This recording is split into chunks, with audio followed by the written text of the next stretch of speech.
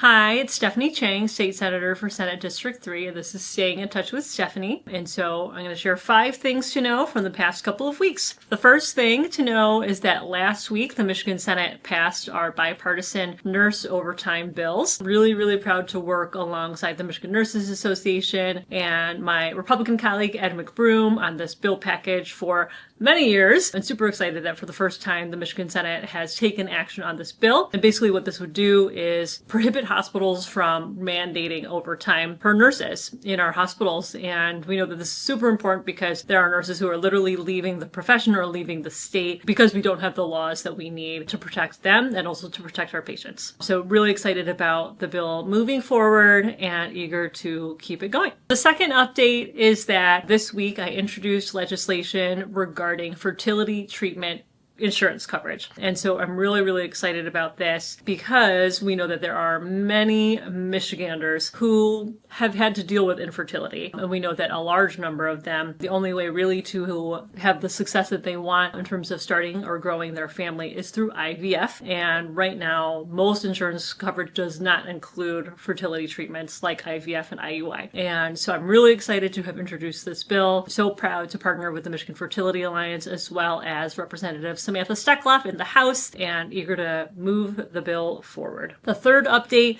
is that we also recently introduced a bill regarding copay accumulators. If you don't know what a copay accumulator is, I have been learning a lot more about this issue lately. Essentially, sometimes there are these programs it's sort of like a coupon where you can reduce your copay, in theory. But what we know is that, unfortunately, many insurers actually don't count the coupon towards your actual deductible. So you end up still having to pay the same amount. And especially for those who are suffering from some form of cancer, really expensive cancer drugs that are out there, for the families that are using these copay accumulator programs, it's becoming a really big problem. So really excited to work on that bill. The fourth update is that the budget work is ongoing. And then this week, the Michigan Senate Appropriations Committee voted out a number of budget proposals for individual department budgets, and the House of Representatives also voted on their budget in the full House.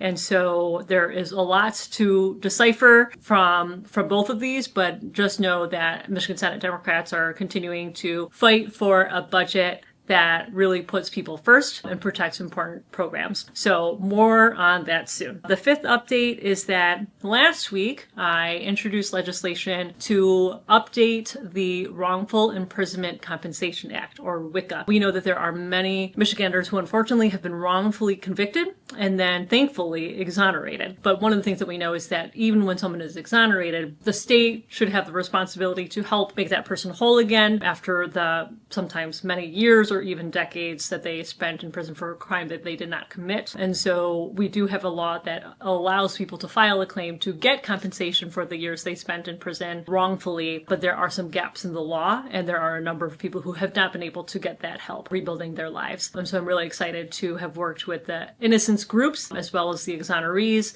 and others to introduce this bill. So that is 5 things to know. Thanks for tuning in.